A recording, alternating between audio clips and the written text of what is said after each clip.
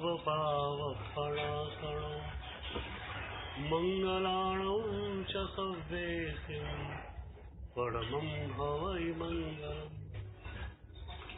रागद्वेषविजेतारं ज्ञातारं विश्ववस्तुनः शक्रपूज्यं गिरामीशं तीर्थेशं स्मृतिमालयम्। पन्नगे च सुरेन्द्रे च कौशिके पादसंस्पृशे निर्विशेषमनस्काय श्रीवीरस्वामिने स्तुमः। अज्ञानतिमिरान्धानां ज्ञानाञ्जनशलाकया नेत्रमुन्मीलितं येन तस्मै श्रीगुरवे नमः। सर्वारिष्टप्रणाशाय सर्वाभीष्टार्थदायिने सर्वलब्धिनिधानाय गौतमस्वामिने नमः।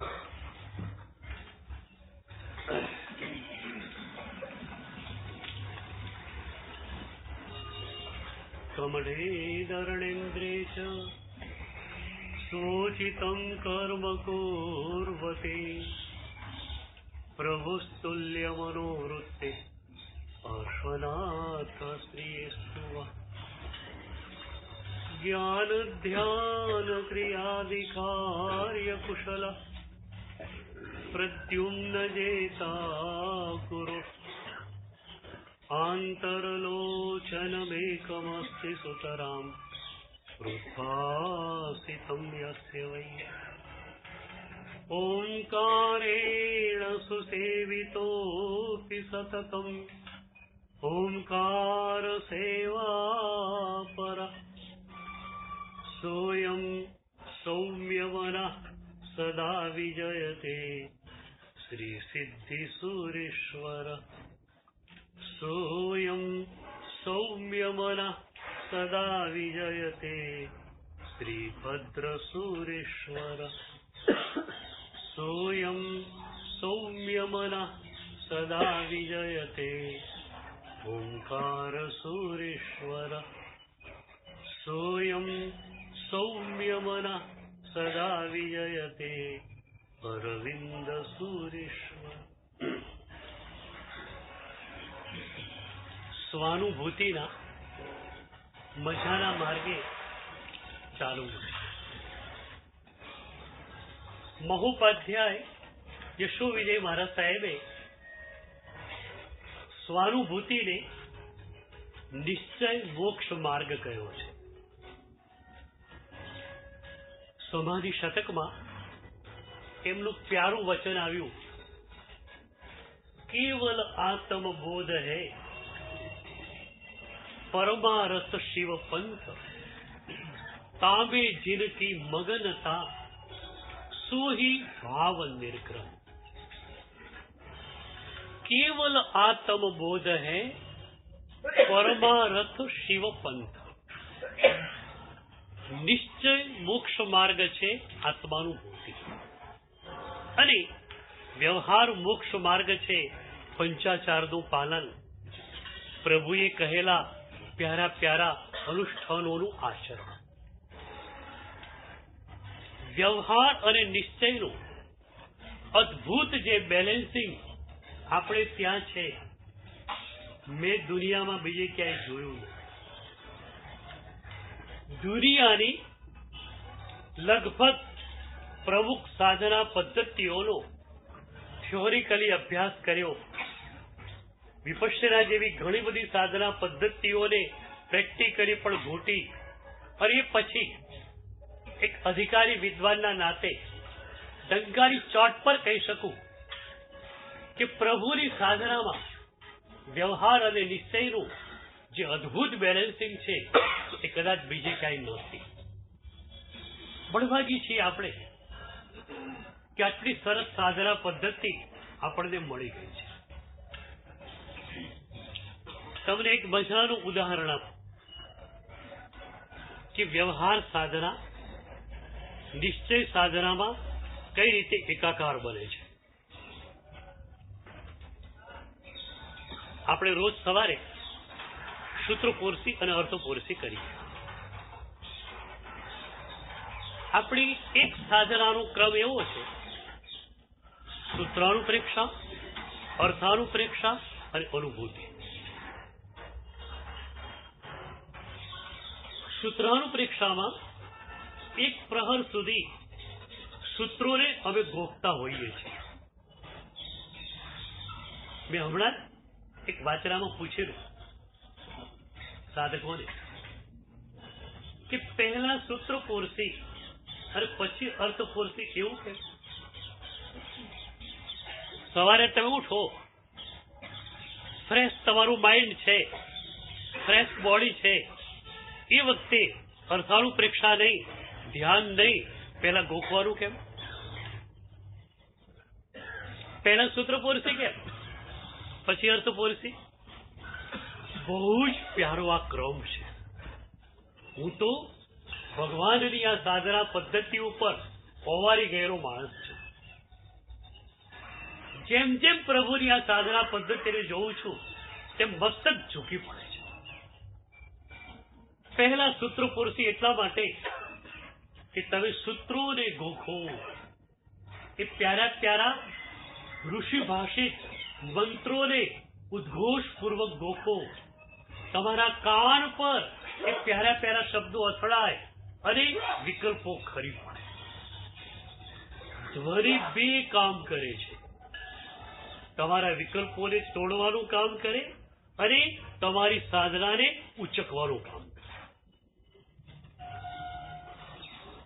તમે જોજો, સહેજ અવાજપૂર્વક સૂત્રોને ગોખો.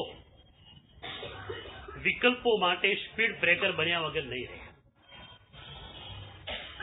બીજી વાત છે, ધ્વનિ તમારી સાધનાને ઉચકે છે.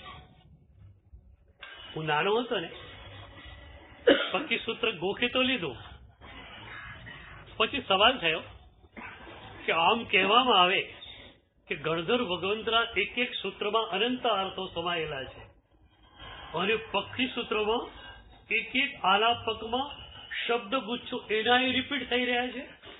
આવું શા માટે? પણ અહંકારી માણસ હતો નાનપણમાં, રેસ્ટાનિસ્ટ હતો, એટલે બીજાને પૂછતો પણ નહીં. પછી મને ખ્યાલ આવ્યો કે ઓહો, આ તો ધ્વનિના બેઝ પર સાધનાને ઉચકવાની વાત છે. પહેલા મહાવ્રતતા સ્વીકાર માટે જે મનોભૂમિકા જોઈએ છીએ એ જ મનોભૂમિકા બીજા મહાવ્રતતા સ્વીકાર માટે જોઈએ છે. એ જ શબ્દગુચ્છ આપી દીધો, એ જ ધ્વનિ આપી દીધો અને એ ધ્વનિ ઉપર સાધનાને ઉચકી દીધી. હમણાં અમદાવાદની વેદ ઇન્સ્ટિટ્યૂટે એક બહુ જ મહત્વપૂર્ણ કાર્ય કર્યું. વેદ ઇન્સ્ટિટ્યૂટે એવા વેદ પાઠીઓને ભેગા કર્યા જેમણે માત્ર ગુરુ પાસેથી વેદોનું શિક્ષણ લીધું હોય, પુસ્તકો દ્વારા નહીં. અને એવા વેદ પાઠીઓને ભેગા કરીને એમની પાસે ઉચ્ચારણ વેદોનું કરાવીને રેકોર્ડ કરી દીધો. ખ્યાલ હતો કે ભવિષ્યની પેઢીમાં આવા વેદ પાઠીઓ નહીં મળે. આપણે ત્યાં પ્રભુ ઋષભદેવના સમયથી બ્રાહ્મી લિપિ હતી અને છતાં પ્રભુ મહાવીરના શાસનમાં એક આગ્રહ રહ્યો આચાર્ય ભગવંતોનો કે સૂત્રોને લખવા તો નથી જ. શા માટે? છેવટે 12 વર્ષનો દુષ્કાળ પડ્યો, સાધુઓ સ્વાધ્યાય ન કરી શક્યા, ઘણું બધું ભૂલી ગયા. ત્યારે એમણે લખવાનું નક્કી કર્યું, પણ એ પહેલા ન લખવું એવો નિર્ધાર હતો. શા માટે? ખ્યાલ હતો કે જે ક્ષણે લખશું ધ્વનિ ખોવાઈ જશે. હું ઘણીવાર લઘુ શાંતિને એકદમ શુદ્ધ રીતે ઉચ્ચારનારને પૂછું કે તું જરા ઇતિપૂર્વ વાળી ગાથા બોલી જા. એ બોલશે ઇતિપૂર્વ સૂર્યદર્શિત. ખોટું ઉચ્ચારણ થઈ ગયું. ઇતિપૂર્વ સૂર્યદર્શિત ખોટું ઉચ્ચારણ છે. ઇતિપૂર્વ સૂર્યદર્શિત.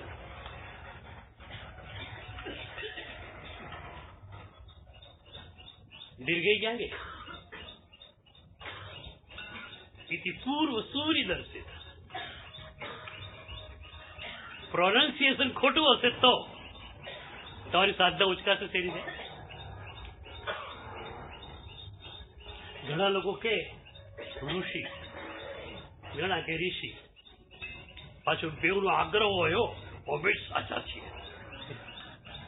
કોક કે સંસ્કૃત અને કોક કે સંસ્કૃત, બેવ ખોટા છે.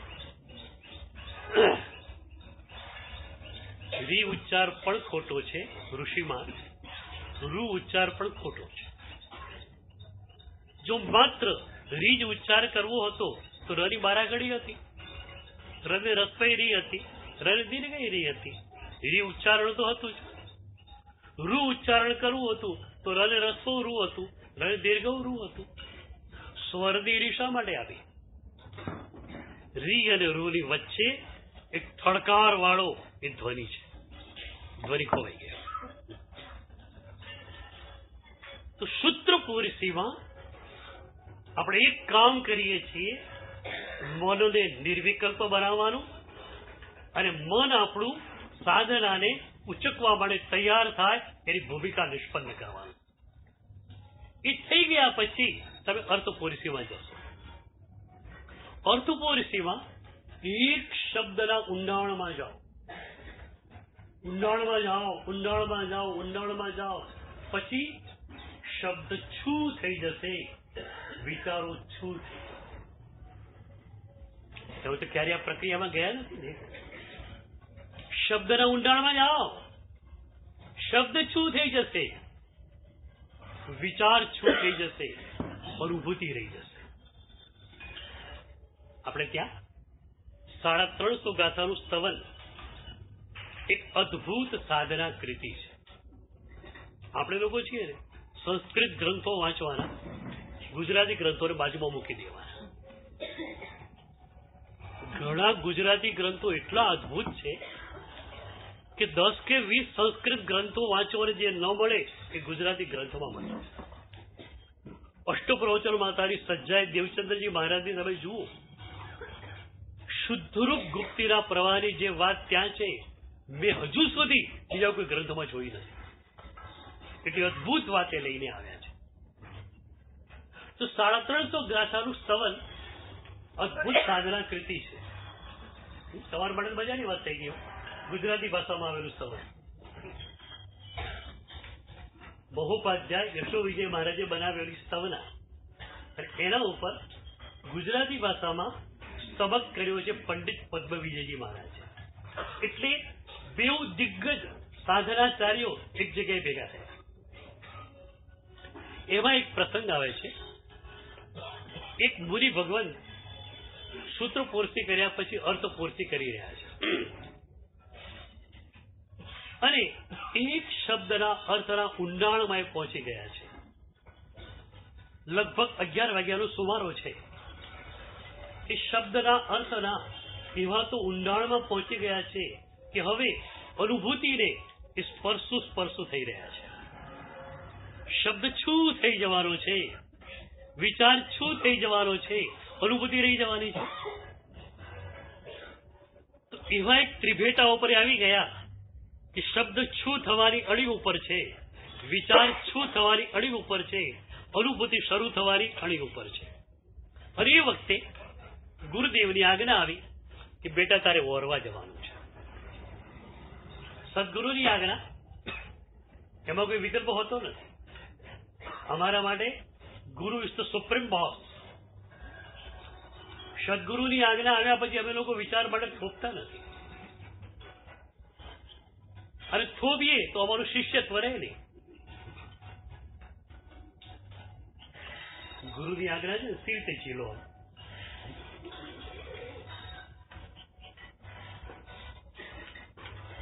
ગુરુની આજ્ઞાને અનુકૂલનના સ્તર ઉપર જો તમે ઝીલી, વિચારના સ્તર ઉપર તમે જો ઝીલી, તો તમે શિષ્ય તરીકે નાપાક થઈ ગયા છો.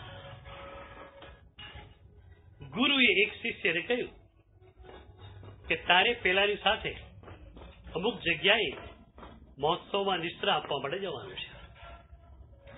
તમારું મન તો સેન્સિટિવ હોય એકદમ. 2 સેકન્ડમાં વિચાર કરી લો, જવાનું છે ક્યાં? ત્યાં જવાનું છે. હા, એરિયા તો સારો છે, આપણો ભક્ત વર્ગ ત્યાં છે. કોની સાથે જવાનું? કમ્પેનિયન પણ મજાનો છે, કમ્પેનિયન મજાનો છે, ક્ષેત્ર મજાનું છે, મજા આવી જશે. તહત્તી ગુરુદેવ, કોની તહત્તી કરી?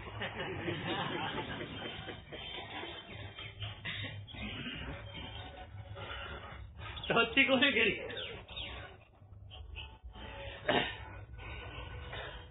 સદગુરુના વચનની તહત્તી કરી કે તમારા અનુકૂલનની તમે તહત્તી કરી?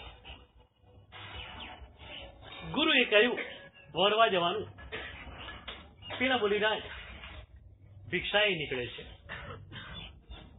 ત્યાં 2 ઓપ્શન મૂક્યા છે. એ મહાત્મા ભિક્ષાના નિયમો પ્રમાણે વરવા માટે દૂર દૂર જાય તો એટલી ભિક્ષા કલેક્ટ કરીને આવતા એમને 1.5 કલાક થાય એવું છે. અને 1.5 કલાકે પાછા આવે તો કોશિશ કરે તો પણ એ અનુભૂતિમાં જઈ શકે એમ નથી. એને બદલે 2, 5, 10 ઘરોમાંથી ફટાફટ વરીને આવે 5-7 મિનિટની અંદર, ગોચરી આલું છે લે, ઇરિયા વૈયા કરી પોતાના આસન પર બેસી જાય અને પેલી અર્થાળુ પરીક્ષા ચાલુ કરી દે તો એ અર્થાળુ પરીક્ષાને લઈને એ ધ્યાનમાં જઈ શકે એમ છે. આ 2 ઓપ્શનમાંથી કયો ઓપ્શન સ્વીકારવો, આ સવાલ ત્યાં કર્યો છે. અને એ વખતે ઉપાધ્યાય યશોવિજય મહારાજે સ્પષ્ટ શબ્દોમાં કહ્યું કે કદાચ દોષિત ગોચરી લાવવી પડે તો દોષિત ગોચરી લાવીને પણ ધ્યાનની ધારા સંધાતી હોય તો એ ધ્યાનની ધારામાં જવા માટે પ્રયત્ન કરવો, કારણ કે શકલ સામાચારી ધ્યાન તરફ જ જઈ રહી છે. ધ્યાન એટલે અનુભૂતિ. ઘણી વાર એમ લાગે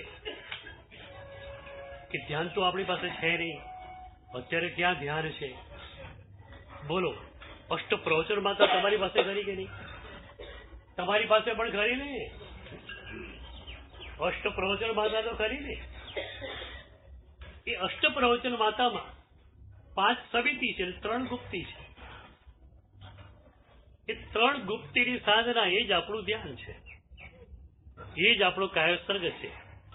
ત્રિગુપ્તી સાધનાની બહાર નથી આપણું ધ્યાન, નથી આપણો કાયોસર્ગ. આપણે લોકો એને સમજ્યા નથી, માટે બીજી કોઈ ધ્યાન પદ્ધતિ વાળો આવે આપણે પ્રભાવિત થઈ જઈએ છીએ. ઘણી વાર હસતો હોઉં છું કે જેની પાસે શ્રેષ્ઠ વસ્તુઓ છે એ લોકો માર્કેટિંગ કરતા નથી, અને જેમની પાસે કઈ નથી, શૂટનો ગાગડો લઈને બેઠા છે, એ ગાંધીની દુકાન ખોલીને માર્કેટિંગ કરીને બેસી ગયા. ત્રિગુપ્તી સાધનાને ઘૂંટો. શ્રેષ્ઠ માલ લેનાર જોઈએ ને, પાછળ શ્રેષ્ઠ માલ લેનાર જે માલ ચાલે આપવું જોઈએ. શ્રેષ્ઠ માલને પહેલા આપણે આત્મસાત કરવો પડશે. તમારી પાસે અનુભૂતિ નહીં હોય ને તો તમારી અભિવ્યક્તિ ફીકી પડી જશે, અને તમારી પાસે અનુભૂતિ છે તો લેનાર ઘણા તૈયાર છે. આજે શ્રી સંઘની અંદર ધ્યાન માટેનો એક ક્રેઝ સવાયો છે. 10 વર્ષ પહેલા તમારા લોકોને પણ ફરિયાદ હતી કે પ્રવચન અમે એકદમ ઊંડાણથી આપશું, અમને સભા નહીં હોય. આજે તમે જુઓ છો મુક્તિ દર્શન સુરીજી 8 લિંક પર બોલી રહ્યા છે, પરમ યશવીજી મુંબઈમાં 8 ધારા પર બોલી રહ્યા છે, અને એમને સાંભળવા માટે પૂરા મુંબઈમાંથી લોકો દોડે દોડે સવારના પરમાં આવી રહ્યા છે. લોકોને જોઈએ છે ધ્યાન. તમે આપવા માટે તૈયાર છો? પ્રેઝન્ટેશન ક્યારે કરી શકશો? તમારી પાસે અનુભૂતિ છે. અનુભૂતિ વિનાનું પ્રેઝન્ટેશન બિલકુલ નકામું છે. આપણે કેમ આત્મસાત નથી કરતા એ તો બોલો. આપણે હવે ત્રિગુપ્તી સાધનાને આત્મસાત કરવી છે. સામાન્ય રીતે આજે થોડી વાત સમજાવી દઉં કે ગુપ્તીના પ્રવાહમાં 2 પદ્ધતિઓ આપણે ત્યાં છે. શુભરૂપ ગુપ્તીનો પ્રવાહ અને શુદ્ધરૂપ ગુપ્તીનો પ્રવાહ. બહુ સરળતાથી સમજાવું. મન, વચન અને કાયાની ગુપ્તી. શુભ ગુપ્તી એટલે શું? ખરાબ વિચાર ન કરવો, સારા વિચારો કરવા, એ શુભ મનોગુપ્તી થશે. ભગવાને કહ્યું છે એ રીતે નિર્વદ્ય વચનો તમે બોલો તો એ શુભ વચન ગુપ્તિ થશે. અને પ્રભુએ કહ્યું છે એ રીતે ક્રિયા સમિતિપૂર્વક તમે ચાલશો તો શુભ કાય ગુપ્તિ થશે. હમણાં આવ્યા ને બધા તમારી ધર્મશાળાના રૂમ માંથી અહીંયા ક્રિયા સમિતિપૂર્વક આવેલા. હમણાં મુંબઈની માટુંગાની વાચનામાં મેં ક્રિયા સમિતિની વાત લીધેલી. મેં કહ્યું કે તમે ક્રિયા સમિતિનું પાલન કરો તો શું થાય? એક તો પ્રભુની આજ્ઞાનું પાલન થાય, બીજું દૃષ્ટિ સંયમ મળે. 5 કલાક અડધો કલાક તમે નીચી નજરે જોઈને ચાલતા હો તો તમારી આંખો પર તમારું એક નિયંત્રણ આવશે, એક દૃષ્ટિ સંયમ તમને મળશે. અને ત્રીજી વાત, તમે નિર્વિકલ્પ બની શકશો. મને હમણાં સાધુ ભગવંતોની વાચનામાં એક મુનિરાજે પૂછેલું કે સાહેબ તમે તો કહો છો નિર્વિકલ્પ બની જાઓ, હસતા હસતા તમે કહેતા હો છો, નિર્વિકલ્પ બનવું સી રીતે? મેં કહ્યું આપણને તો નિર્વિકલ્પ બનવાનું ગળતું તેમાંથી શીખવાડવામાં આવેલું છે. 8 મહિના વિહાર કરીએ, ક્રિયાપૂર્વક કરો. વિહાર કેવી રીતે કરો? કરો.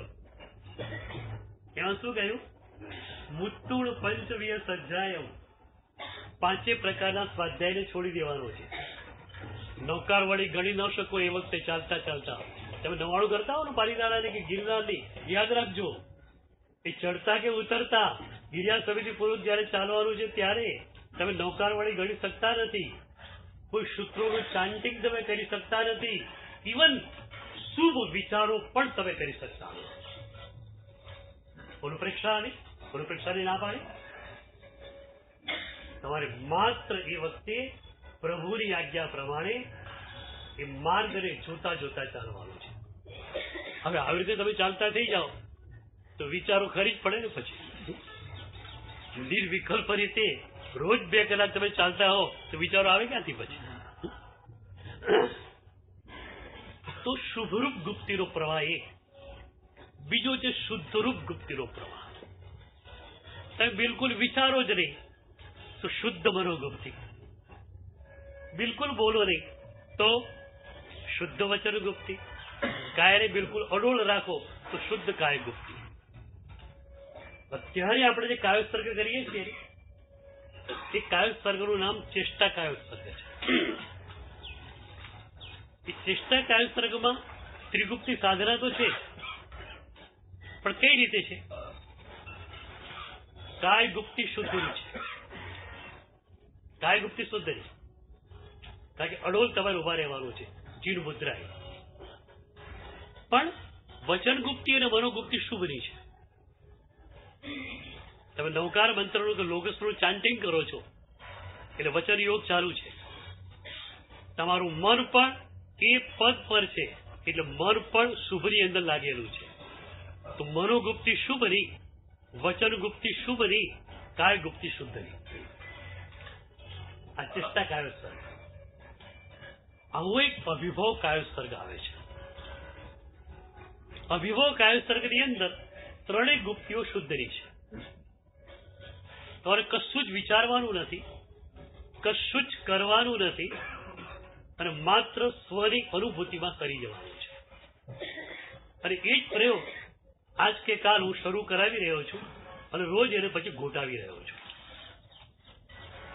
તો આપણી વાત એ હતી કે કેટલી મજાની સાધના આપણને મળે છે. જ્ઞાન થઈ ગયા છીએ આપણે. આટલી સરસ વ્યવહાર સાધના અને આટલી સરસ નિશ્ચય સાધના. તો એ જ્ઞાનાચારનું પાલન સૂત્રપોરીશીમાં, અર્થપોરીશીમાં શું થયું? સૂત્રાનુપ્રેક્ષા, અર્થાનુપ્રેક્ષા અને સિદ્ધિ જ અનુભૂતિ. યાદ રાખો, આપણી કોઈ વ્યવહાર સાધના એવી નથી જે નિશ્ચય સાધનામાં પર્યવસિત ન થાય. અને જે વ્યવહાર સાધના નિશ્ચય સાધનામાં પર્યવસિત ન થાય એ વ્યવહાર સાધના પ્રભુએ કહેલી તો નહીં જ. પ્રભુએ કહેલ વ્યવહારમાં નિશ્ચય ઓતપ્રોત છે. પ્રભુએ કહેલ નિશ્ચયમાં વ્યવહાર ઓતપ્રોત છે. જે નિશ્ચય વ્યવહારનો વિરોધ કરે એ નિશ્ચયની નિશ્ચયાભાસ, પણ જે વ્યવહાર તમને નિશ્ચય સુધી ન પહોંચાડે એ વ્યવહાર નહીં, વ્યવહારાભાસ. આ વાતને બરોબર સમજો. શું થયું અત્યારે તમને સમજાવું. કેટલાક લોકોએ પગથિયાને તોડી નાખ્યા અને સીધું જ પહેલા મંજિલે જવાની વાત કરી. નિમિત્તો જોઈએ જ નહીં, નિમિત્તો નકામા છે. પ્રભુની મૂર્તિ પણ કઈ જરૂરી નથી, ક્રિયાઓ પણ જરૂરી નથી, તો પગથિયા એ લોકો ઉડાવી નાખ્યા અને સીધું જ પહેલા મંજિલે જમ્પ કરીને જવાની વાત કરી. હું ઘણી વાર કહું છું કે 5% સાધકો માટે આવું બની શકે. 5% સાધકો જે લોકો ગયા જન્મની અંદર શુભને ઘૂંટીને આવ્યા છે, નિમિત્તોને ઘૂંટીને આવ્યા છે, એ લોકો આ જન્મની અંદર સીધા જ જે છે જમ્પ કરી શકે. સામાન્ય નિમિત્ત મળતા છે. પણ 95% સાધકોનું શું? તો એક વર્ગ એવો થયો જેને પગથિયાને તોડી નાખ્યા, બીજો વર્ગ એવો થયો જેને પગથિયામાં ઘર બનાવી નાખ્યું. એક વાત નહીં ચાલે. તો હવે પગથિયામાં ઘર બસાવીને બેસી જશો તો કેમ ચાલશે? 5 સમય કરી લીધા, સમભાવ કેટલો આવે? What's an experience? અનુભૂતિ કઈ છે તમારી પાસે? પ્રભુની સાધનાને 3 આયામ છે: લંબાઈ, પહોળાઈ અને ઊંડાઈ. મજાનો સ્વાધ્યાય એ લંબાઈ છે. પ્રભુએ કહેલા મજાના અનુષ્ઠાનોનું આચરણ એ પહોળાઈ છે. પણ હું ઘણી વાર સવાલ કરતો હોઉં છું મારી સભામાં, but wares the depth? But wares the depth? ઊંડાણ ક્યાં છે? માત્ર લંબાઈ અને પહોળાઈથી ચાલશે? રેતની અંદર 4x4 ના 1 ફૂટ ઊંડા 10 ખાડા ખોદી નાખશો તો પણ શું થશે? સિવાય રેત તમને શું મળશે? એક જ ખાડાને ઊંડો લઈ જવો પડશે. તો સ્વાધ્યાય એ પ્રભુની સાધનાની મજાની લંબાઈ, પ્રભુએ કહેલા અનુષ્ઠાનોનું આચરણ એ પ્રભુએ કહેલી સાધનાની પહોળાઈ, અને એની અનુભૂતિ એ પ્રભુની સાધનાનું ઊંડાણ. આ વખતે આપણે વર્કશોપના રૂપની અંદર ઊંડાણને પ્રાપ્ત કરવું છે. સ્વાધ્યાય એ પ્રભુની સાધનાની મજાની લંબાઈ,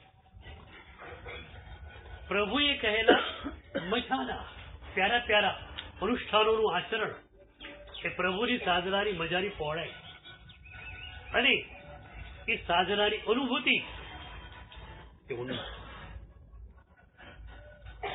તમે ક્યારે ગયા સદગુરુદેવ પાસે આંખમાં આંસુ સાથે કે ગુરુદેવ રોજના 5 સામાયિક કરું છું, 5 વર્ષથી લગાતાર કરું છું, અને છતાં ગુરુદેવ સમભાવની અનુભૂતિ નથી થઈ?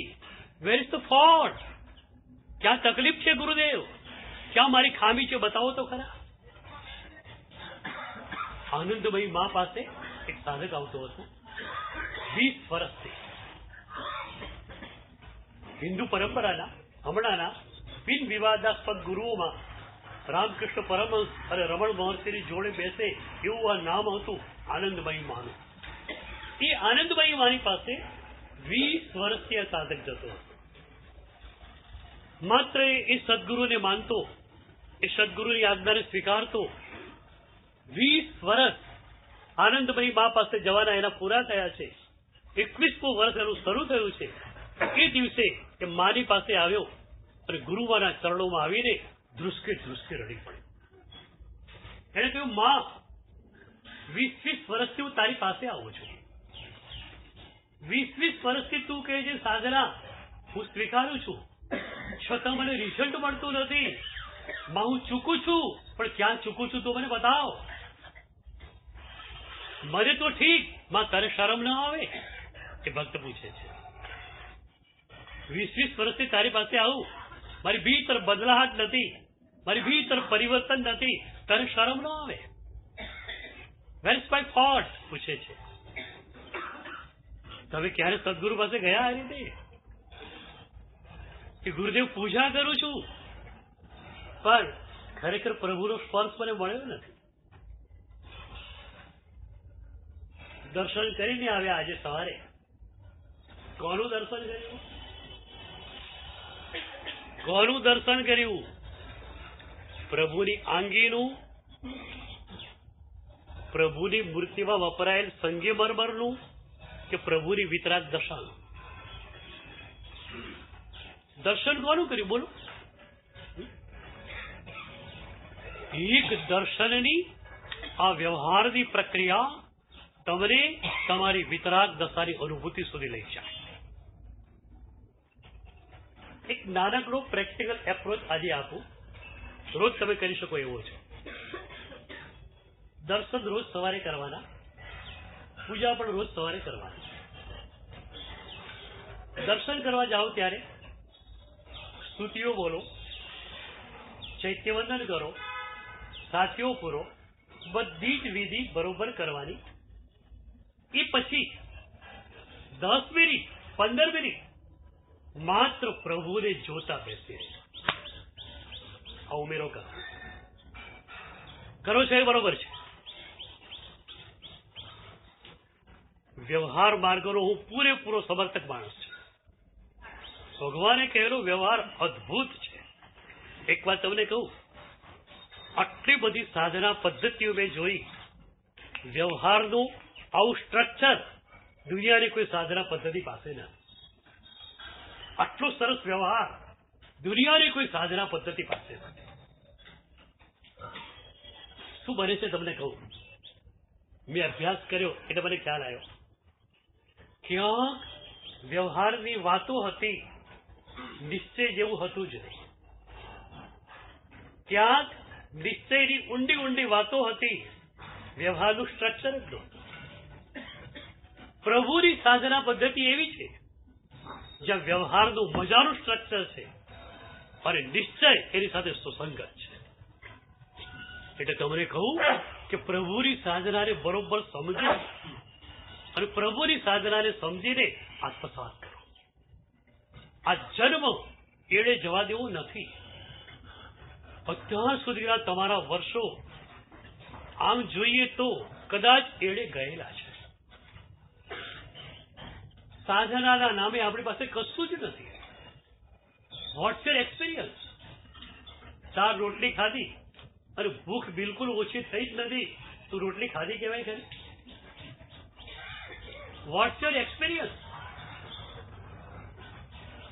જેમ જેમ તમે સાધના માર્ગે જાઓ, રાગ દ્વેષ ને અહંકાર ઓછા થવા જ જોઈએ.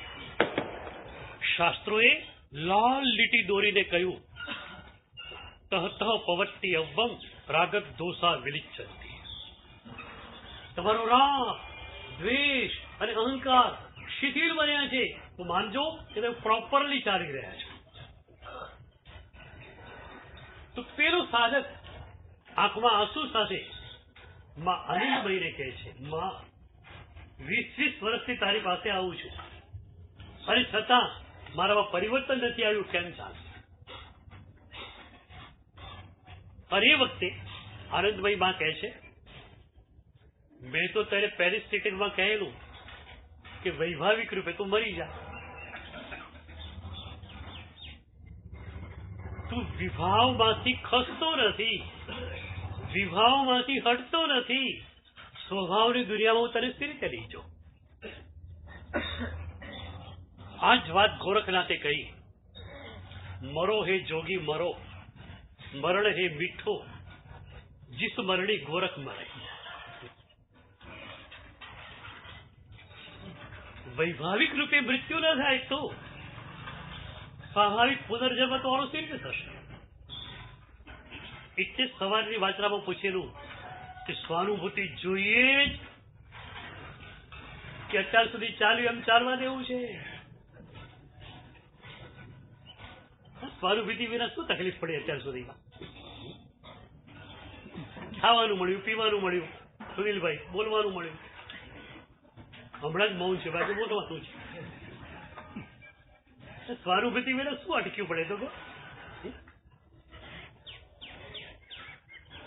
વિભાવો તમને ડંખ્યા. તો સાધનાના 3 આયામો, લંબાઈ, પહોળાઈ, ઊંડાઈ. બળભાગી છો તમે બધા. તમારું અભિવંદન કરું છું.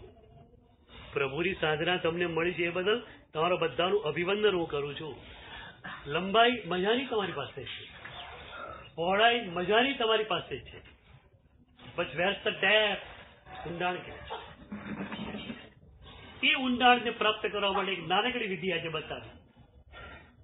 પ્રભુનું દર્શન કરવા ગયા, બધી જ વિધિ બરોબર કરી લો અને એ વિધિ કર્યા પછી માત્ર પ્રભુને જોતા જોતા 10 મિનિટ બેસી. શું દેખાય છે? ચહેરા ઉપર એક પરમ આનંદ દેખાય છે. પ્રભુ આવી ગયા છે અહીંયા, પરમ આનંદ દેખાય છે. પ્રભુને પૂછીએ આપણે કે પ્રભુ તમારા ચહેરા ઉપર આટલો પરમ આનંદ કેમ છે? તો પ્રભુ કહેશે કે હું સ્વમાં છું માટે હું પરમ આનંદ માનું છું, તું પરમાં છે માટે પીડામાં છે. તમે શંકેશ્વરમાં જાઓ, શંકેશ્વર પાર્શ્વનાથ ભગવાન ગવારામાં બેઠેલા છે ઠાઠથી.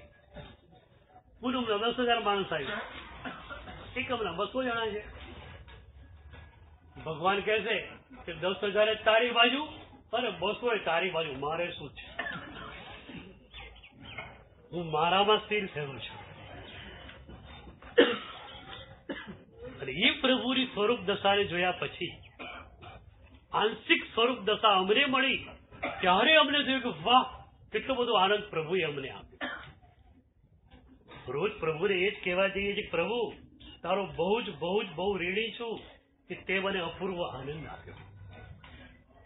ઘણા લોકો મને પૂછે કે તમારો આનંદ કેવો, જરા વાત તો કરો. ત્યારે હું ઘણી વાર કહેતો હોઉં છું, beyond the words, beyond the expectation.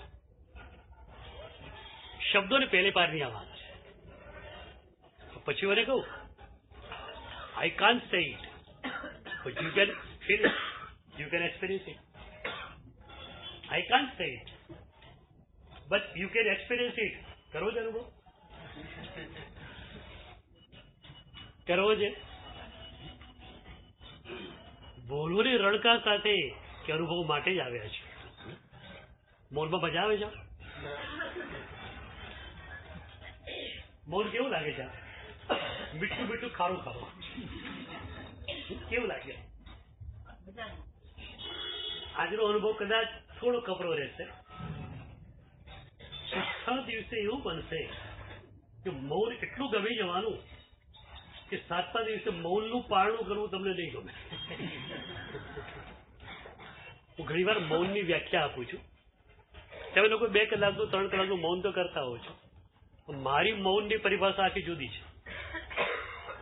હું એવું માનું છું, 2 કલાકનું મૌન કર્યા પછી, મૌનનો સમય પૂરો થયા પછી એકાદ શબ્દને બોલતા પણ તમને અડધો કલાક કે પોણો કલાક લાગી જાય, તમે બોલી ન શકો, તો તમારું 2 કલાકનું મૌન સાચું. ઘણી જોયું છે, પગની તકલીફ હોય તો માણસે ખુરશી ન મળે, નીચે બેસવું પડે. 2 કલાક નીચે બેસી જાય પ્રવચનમાં, પણ ઉભો થાય ને પછી ચાલે ત્યારે જોજો એનો પગ લંગડાતો હશે. પણ 5, 10, 15 ડગલા ચાલશે પછી એને સ્વસ્થ ચાલ પાછી આવી જશે. એ 2 કલાકના મૌન પછી આ ઘટના ઘટે છે કે તમને બોલવાનું શરૂ કરતા અડધો પોણો કલાક લાગી જતો હોય છે. પણ 6 દિવસનું મૌન સાચું હશે ને તો બીજા 6 દિવસ તો ખરેખર બોલવાનું શરૂ કરતા થઈ જવાના. મુંબઈ વાળા બધા નવાઈમાં પડવાના છે. પેલું પૂછશે કેમ છો, કેમ રહ્યું?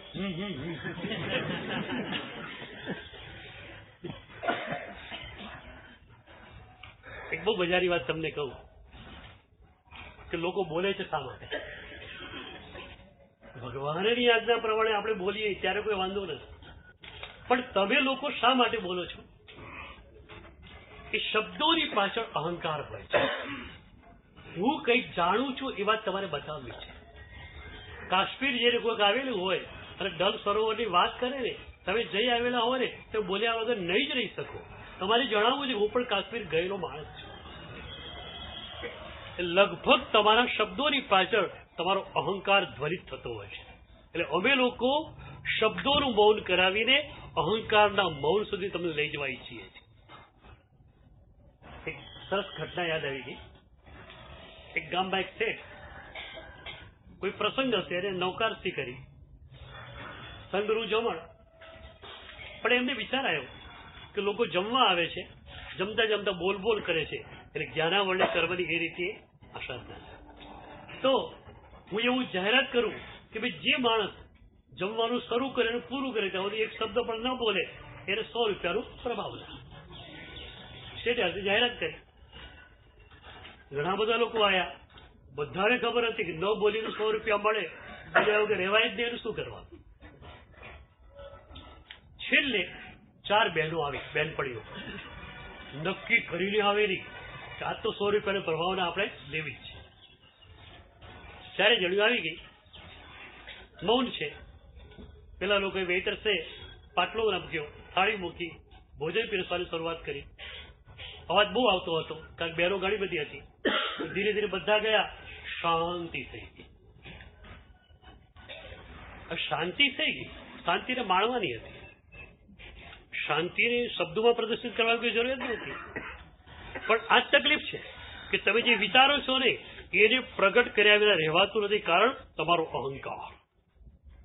એટલે પહેલી બેનપણી બોલી ગઈ, કેવી શાંતિ થઈ ગઈ.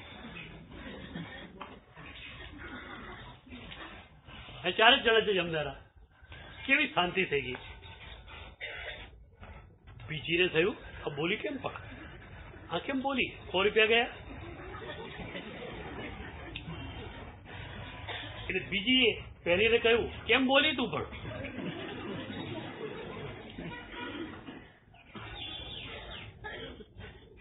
આવું થાય ને તમારા મૌનમાં, આવું ન થાય એટલા માટે સૂચના જરૂર છે. કેમ બોલી તું. ત્રીજી બહેનપણીને બીજી બહેનપણી ઉપર બહુ જ ભાવ, બહુ જ રાગ. ત્રીજીને થયું કે પહેલી બોલે તો ભલે બોલ્યા, બીજીને બોલવાની શું જરૂરિયાત હતી. હવે ત્રીજી બોલી ગઈ, બીજીને એ તું બોલી તો બોલી, તું કેમ બોલી પણ.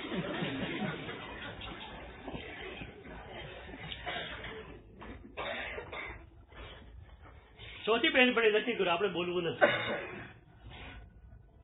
અહીંયા આવી નથી હો એક બહેન, એ તો ચુસ્ત મૌન વાળી બહેનો છે. ચોથીએ નક્કી કર્યું આપણે બોલવું નથી. મીઠાઈ, પૂરી, શાક બધું ખવાઈ ગયું. દાળ ભાત તક છેલ્લા કોડિયા ચાલે છે. શેઠ બેઠેલા બાજુમાં, 100 રૂપિયાની એક દોઢ બાજુમાં રાખી છે, બીજા બધા તો લે આવે. એક કદાચ લઈ જાય તો દાળ ભાત છેલ્લા કોડિયા ચાલે. પેલીના મનમાં અહંકાર આવ્યો, ચોથીના મનમાં અમે 4 નક્કી કરી નીકળેલા બોલવાનું નહીં, બોલવાનું નહીં, બોલવાનું નહીં, તો યાર 3 બોલી ગઈ. હું નહીં બોલી, હું નહીં બોલી. અહંકાર. દાળ ભાત છેલ્લા કોડિયા ચાલુ, ચોથી બોલી ગઈ. તમે 3 બોલ્યા, હું બોલી. તું બોલી નહીં, બોલ્યું ત્યાં.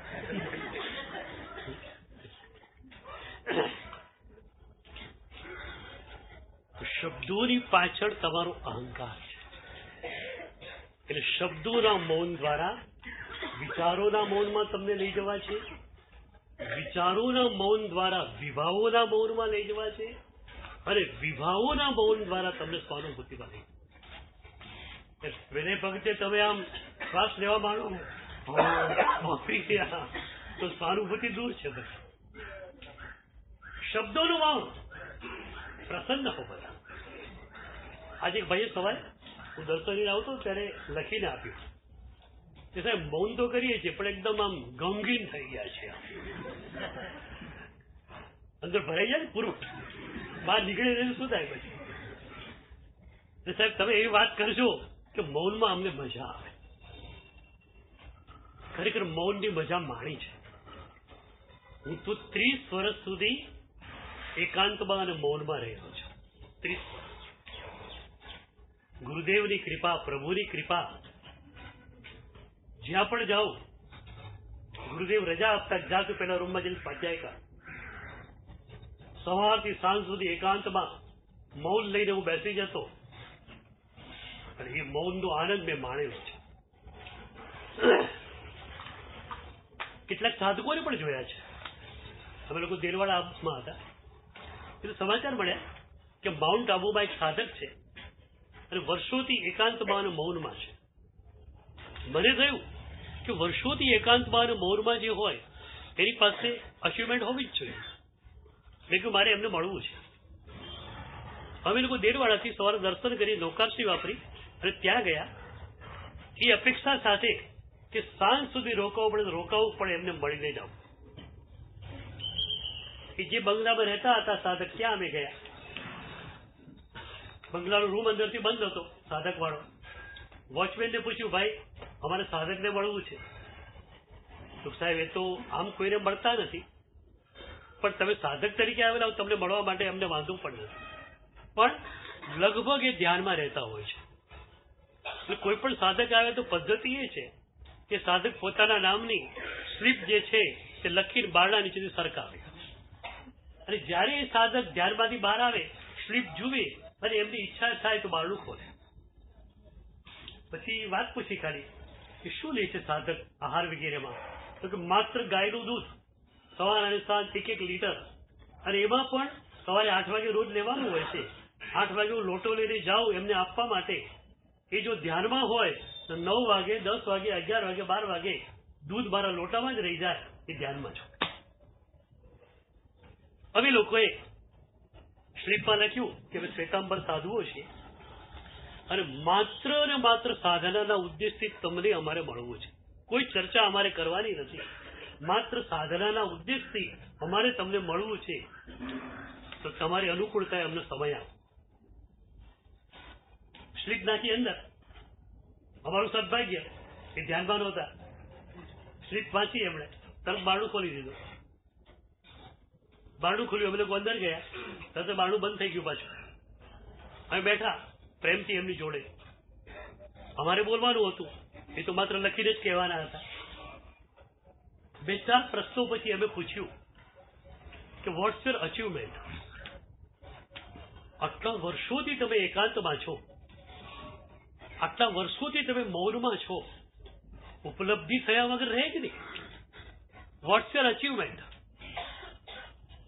એક સાધકની નિખાલસતા કેવી હોય છે એમણે સ્ટેટમાં લખીને આપ્યું अभी तक कुछ भी उपलब्ध नहीं हुआ है लेकिन लगता है कि मैं उपलब्धि के कगार पर हूं और जब भी उपलब्धि हो जाएगी मैं बाहर आ जाऊंगा.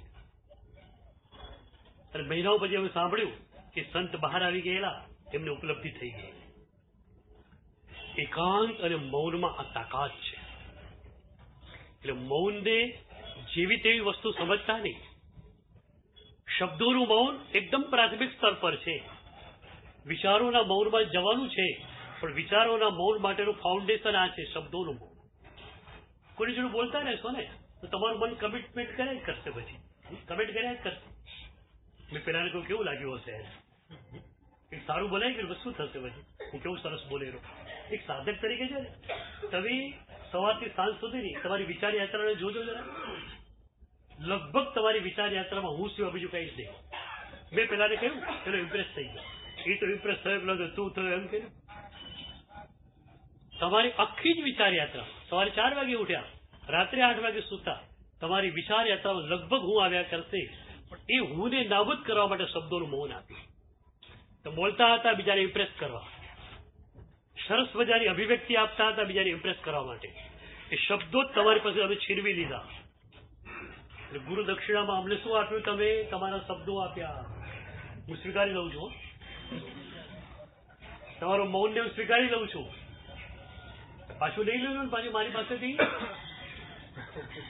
તમે પ્યારું પ્યારું મૌન આજે મને આપ્યું, હું એને સ્વીકારી લઉં છું. તમે પાછું નહીં લઈ લો. વ્યવહાર સાધના અને નિશ્ચય સાધનાનું અદભુત બેલેન્સિંગ આપણી પાસે છે. મારે થિયોરી કરી અને પ્રેક્ટિકલી તમને આમાં લઈ જવા છે. સ્વાનુભૂતિ 8 દૃષ્ટિની અંદર 5મી દૃષ્ટિએ થાય છે. તો પહેલી દૃષ્ટિથી આપણે કઈ રીતે ચડી શકાય? અને પહેલી દૃષ્ટિથી આપણી પાસે ગુણ સંપદા કેવી હોવી જોઈએ એની થિયોરિકલ વાત બપોરે ચર્ચીશ અને એની સાથે એનું પ્રેક્ટિકલ પણ તમને કરાવીશ. હમણાં તમારે પ્રેક્ટિકલ કરવું હોય તો ચેતનભાઈ હમણાં કરાવશે. થોડી વાર માટે ચેતનભાઈ તમને થોડું પ્રેક્ટિકલ કરાવશે, જેથી તમે જપયોગની અંદર આગળ થોડા વધી શકો અને પછી મારે તમને ધ્યાનની અંદર લઈ જવું.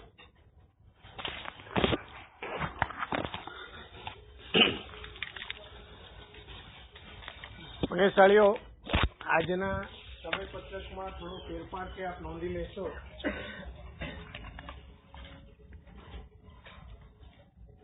બપોરે 1 થી 2 નો જે વિરામ લખવામાં આવ્યો હતો એની જગ્યાએ 2:30 વાગ્યા સુધી વિરામ છે. વિરામમાં પોતાના રૂમની અંદર